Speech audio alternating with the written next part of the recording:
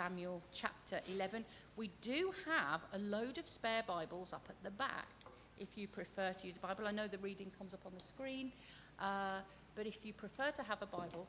And also, can I recommend, I've said this to you before, that you bring a notebook so that you can, if there's anything that strikes you, you can write it down, you can come back and you can check it with me later.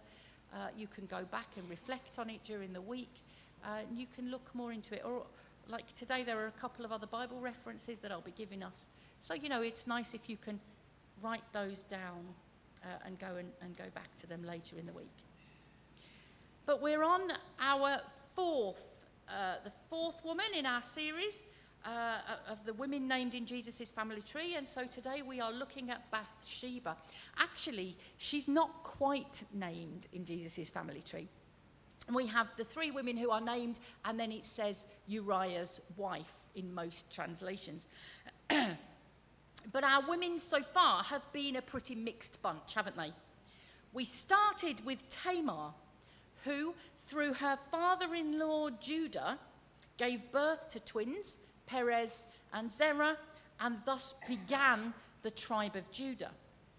The second woman we met was Rahab, a prostitute who lived in Jericho, a fortified city with walls and armies. But Jericho was the gateway to the land that God had promised to Abraham many, many years before. And so Rahab helped the Hebrew spies, and Jericho was defeated, and as we often sing, the walls came tumbling down. The people of Israel then settled in the promised land, and the tribe of Judah settled south of Jerusalem. And one of the towns where they settled was a little town called Bethlehem. And last week, we met Ruth the Moabite, who travelled with her mother-in-law Naomi to Bethlehem, where she met and married a man called Boaz, who was the son of Rahab and was directly descended from Judah and from Tamar. And as we saw last week, Ruth and Boaz had a son called Obed. Obed had a son called Jesse, who we just sang about, the root of Jesse. And Jesse had a son called David. Now, David was a very special man. David was chosen by God to be the very first king of a united Israel. David became king of all the tribes, rather than just a king or a leader of an individual tribe or area. More than that, David had a very special relationship with God. David was called a man after God's own heart, and many of the Psalms in our Bible are written by David. David was a great military leader. I mean, it was customary in those days for the king to ride out with the army, to lead from the front into the battles. And the books of 1 and 2 Samuel tell of some of David's great military victories. 2 Samuel 8 verse 13 says that David became famous after he returned from striking down 18,000 Edomites in the Valley of Salt. So a great military leader. More than that, David had proved himself a loyal friend with a compassionate heart. When he heard of Mephibosheth, Mephibosheth is the disabled son of his great friend Jonathan. Well, David took Mephibosheth into his own household and treated him as his own son. So David was a good man, and he was a good king, but he was not perfect. And in our reading today, he's about to do something absolutely dreadful. So please turn to 2 Samuel chapter 11, and let me read for us. It says, "In the spring, at the time when kings go off to war, David sent Joab out with the king's men and the whole Israelite army. They destroyed the Ammonites and besieged Rabbah, but David remained in Jerusalem. One evening, David got up from his bed and walked around on the roof of the palace. From the roof, he saw a woman washing. The woman was very beautiful, and David sent someone to find out about her. The man said, 'She is Bathsheba, the daughter of Eliam and the wife of Uriah the Hittite.' Then David sent messengers to get her. She came to him, and he slept with her. Now she was purifying herself from her monthly uncleanness. Then she went back home. The woman conceived and sent word to David saying, I am pregnant. So David sent this word to Joab. Send me Uriah the Hittite. And Joab sent him to David. When Uriah came to him, David asked him how Joab was, how the soldiers were, and how the war was going. Then David said to Uriah, go down to your house and wash your feet. So Uriah left the palace, and a gift from the king was sent after him. But Uriah slept at the entrance to the palace with all of his master's servants and did not go down to his house. David was told, Uriah did not go home. So he asked Uriah, haven't you just come from a military campaign? Why didn't you go home? Uriah said to David, the ark and Israel and Judah are staying in tents, and my commander Joab and my lord's men are camped in the open country. How could I go to my house to eat and drink and make love to my wife? As surely as you live, I will not do such a thing. Then David said to him, stay here one more day, and tomorrow I will send you back. So Uriah remained in Jerusalem that day and the next. At David's invitation, he ate and drank with him, and David made him drunk. But in the evening, Uriah went out to sleep on his mat among his master's servants. He did not go home. In the morning, David wrote a letter to Joab and sent it with Uriah. In it, he wrote, put Uriah out in front, where the fighting is fiercest. Then withdraw from him, so that he will be struck down and die. So while Joab had the city under siege, he put Uriah at a place where he knew the strongest defenders were. When the men of the city came out and fought against Joab, some of the men in David's army fell. Moreover, Uriah the Hittite died. Joab sent David a full account of the battle. He instructed the messenger, when you've finished giving the king this account of the battle, the king's anger may flare up and he may ask you, why did you get so close to the city to fight? Didn't you know they would shoot arrows from the wall? Who killed Abimelech, son of Jerubbesheth? Didn't a woman drop an upper millstone on him from the wall so that he died in Thebes? Why did you get so close to the wall? If he asks you this, then say to him, moreover, your servant Uriah the Hittite is dead. So the messenger set out, and when he arrived, he told David everything that Joab had sent him to say. The messenger said to David, the men overpowered us and came out against us in the open, but we drove them back to the entrance of the city gate. Then the archers shot arrows at your servants from the wall, and some of the king's men died. Moreover, your servant Uriah the Hittite is dead. David told the messenger, say this to Joab. Don't let this upset you. The sword devours one as well as another. Press the attack against the city and destroy it. Say this to encourage Joab. When Uriah's wife heard that her husband was dead, she mourned for him. After the time of mourning was over, David had her brought to his house, and she became his wife and bore him a son. But the thing David had done displeased the Lord. Wow. I mean, honestly, for those of you who think that EastEnders is racy, it doesn't have a patch on the Bible, does it really? You know, when people tell me, the Old Testament, it's boring, I think, honestly, you must be reading a completely different Bible to me. But the thing that you will notice in today's passage is that the main protagonist all the way through is David. It is David who sees. It is David who sends for. It is David who sleeps with and gets Bathsheba pregnant. It is David who then acts to try and cover everything up. It is David who has Uriah killed. There is very little mention of how Bathsheba feels about all of this. And I've done a lot of reading this week, you won't be surprised to hear, and I've read so many differing views of Bathsheba. Everything from, on the one hand, she was a seductress who led David astray by her brazen behaviour, to the other side of the coin, where she was an innocent victim who had little, if any, choice in the whole saga and was done very badly too.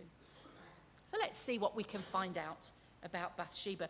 The first thing we notice in our passage is that she was bathing. And this is where some people have got the idea that she was being brazen. But there are some things that we need to understand. Firstly, people then didn't have ensuite bathrooms.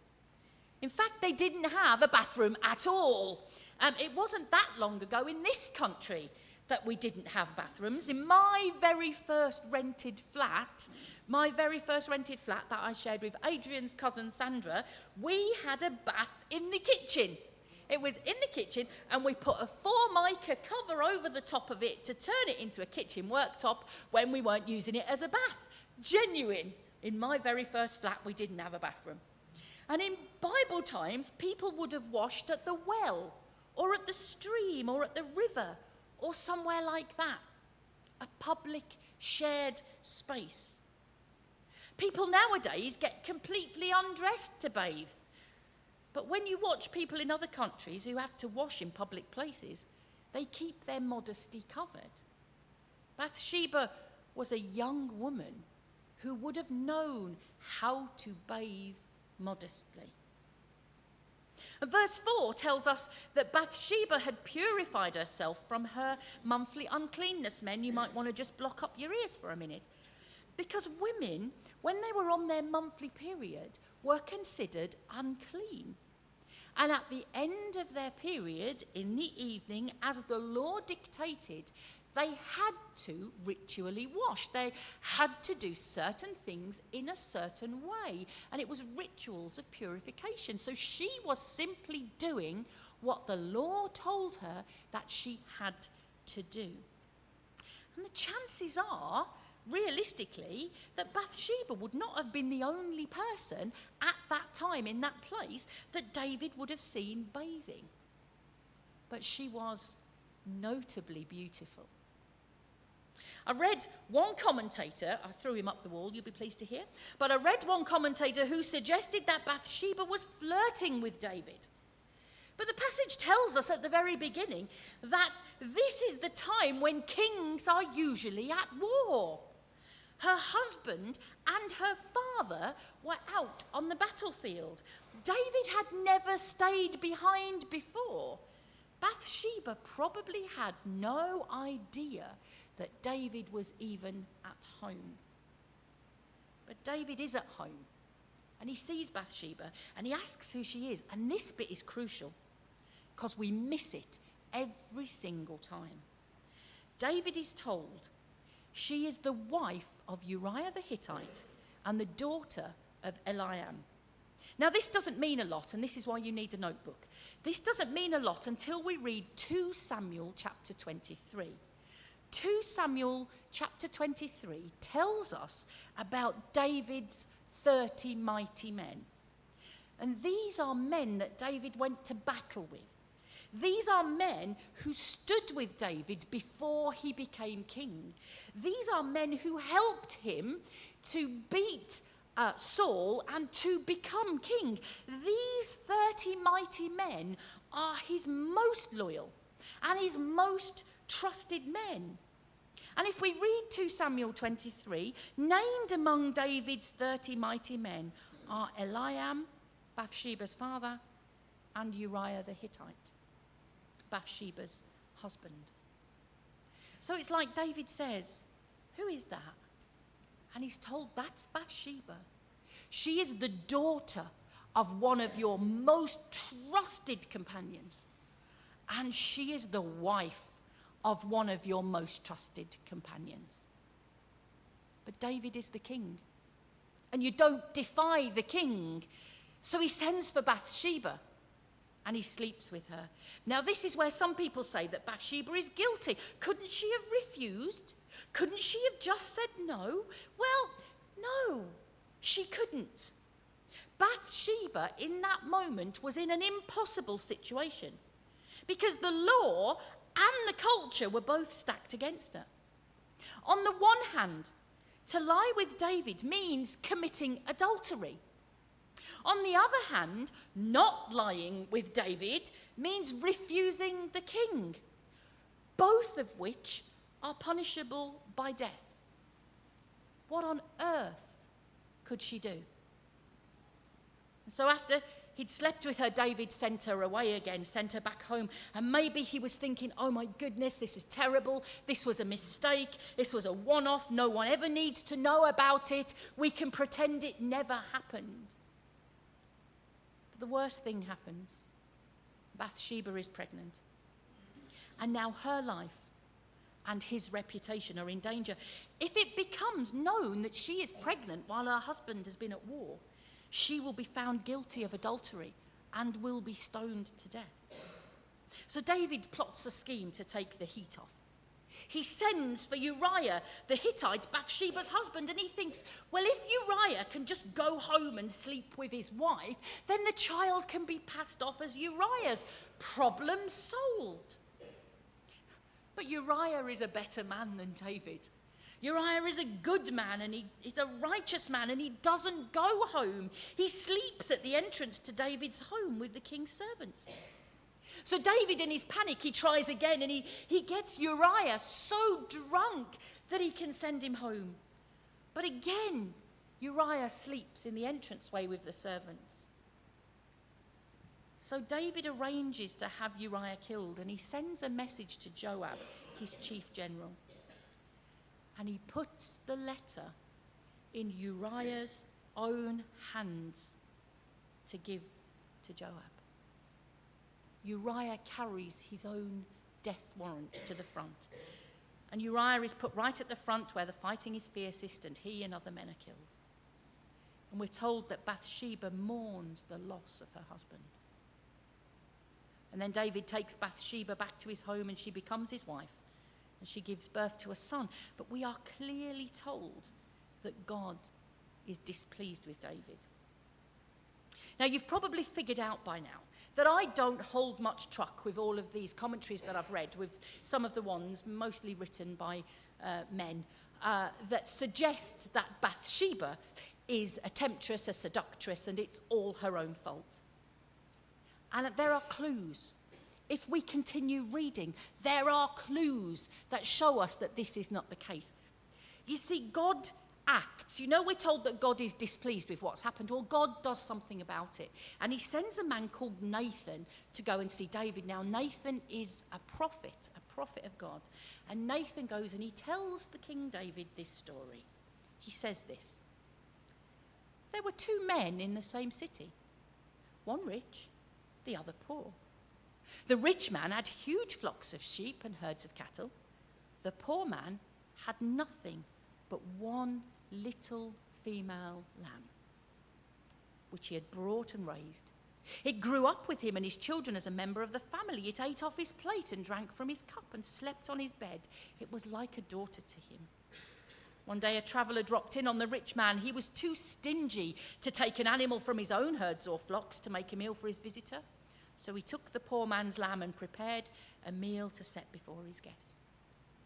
Now David, when he heard this story, he exploded in anger. He said, as surely as God lives, the man who did this ought to be lynched. He must repay for the lamb 4 times over for his crime and for his stinginess. And Nathan turns to the king and he said, you're the man. And David is devastated.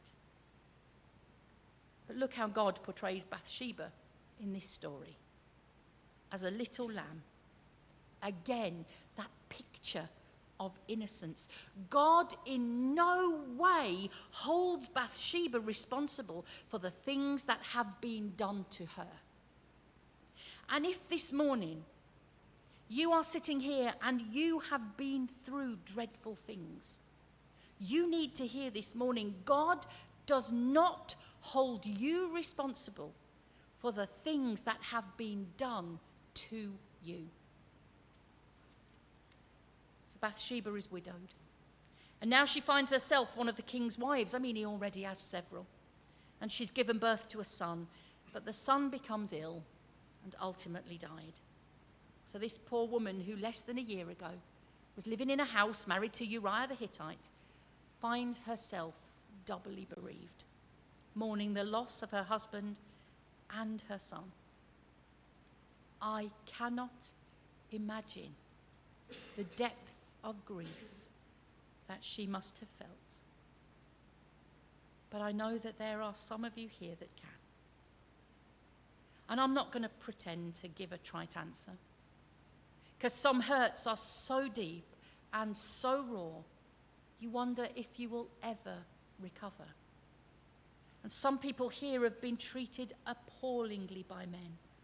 You have been victims, you have been coerced, manipulated, and in some cases you have suffered violence. God knows. Just as he knew what Bathsheba went through, he knows what you have been through. Bathsheba never got to voice her pain. As a woman in that culture, she was simply seen as another possession, as a nothing. Downtrodden, used and abused by men, but she would be exalted by God. See, after the death of her son, David comforts Bathsheba and lies with her, and she becomes pregnant again and gives birth to a son. And we have those wonderful words in 2 Samuel chapter 12, verse 24. It says, God loved him. And that son is named Solomon. And now we're going to fast forward several years, because today we're focusing on Bathsheba, not on David. But our story continues in 1 Kings chapter 1, and we're going to fast forward to this point, and David is now an old man. And the thing is, he's taken his eye off the ball. And one of his other sons, Adonijah, has set himself up as king. But David, he's old and he didn't know what's going on. He doesn't know about it, or he hasn't realised what is going on. The thing is, with Adonijah as king, Bathsheba's life is once again in danger. Adonijah can renounce her as an adulteress and have both Bathsheba and Solomon killed. Or at the very least, he can have them thrown out onto the streets with absolutely nothing. And Nathan the prophet, remember him? He knows that God's favour rests on Solomon. So this is serious stuff, not just for David's family and for the kingdom of Israel, but for the whole future that God has promised to David. And we read in 1 Kings chapter 1 that Bathsheba goes to speak to David, and she says this. She says, you promised me in God's name, your son Solomon will be king after me and sit on my throne. And now look what's happened. Adonijah has taken over as king, and my master the king doesn't even know it. He's thrown a huge coronation feast, cattle and grain-fed heifers and sheep, inviting all the king's sons, the priest Abiathar and Joab, head of the army. But your servant Solomon was not invited. My master the king, every eye in Israel is watching you to see what you'll do, to see who will sit on the throne of my master the king after him. If you fail to act, the moment you're buried, my son Solomon and I are as good as dead. And so David, he goes on and he sets up this great big announcement that Solomon will be king after him, and that the line will continue through Solomon. And then David dies. And so Solomon is installed as king, and we have this wonderful picture of Bathsheba in 1 Kings chapter 2. When Bathsheba goes to speak to her son, the king, in 1 Kings chapter 2, verse 19, it says, he has a throne brought forward for her to sit next to him. There she is, exalted to the right hand of the king of Israel. I mean, previously, she had been just one of many of the king's wives. Now she is the only mother of the king. I just think that's a wonderful picture. A wonderful picture of a wonderful woman who endured some terrible, heartbreaking things in her lifetime. But we saw her ultimately honoured on earth, and God honoured her too. It is through her son, Solomon, that the lineage continues and the house of David is secure right the way through to Jesus. And for me, the thing that stands out is how God completely turns Bathsheba's life around. She had terrible things done to her, and she had suffered some terrible losses, her husband and her baby. And I don't care where your life ends up. You don't just get over that stuff, do you? And we don't hear Bathsheba's voice in this story at all, right up until she speaks to the king. But that doesn't negate her pain. And you know what? Some of you here have never voiced what you've been through. You've never told another person. You've never spoken about how you've been hurt and mistreated. But know this, God knows. And God will restore you.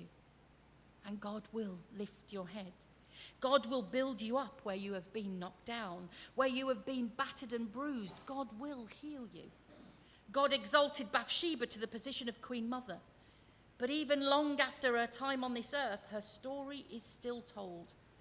Her name is forever recorded in the family tree of Jesus. Bathsheba played her part in the birth of Solomon, which ultimately led to the birth of Jesus. Shall we pray, church?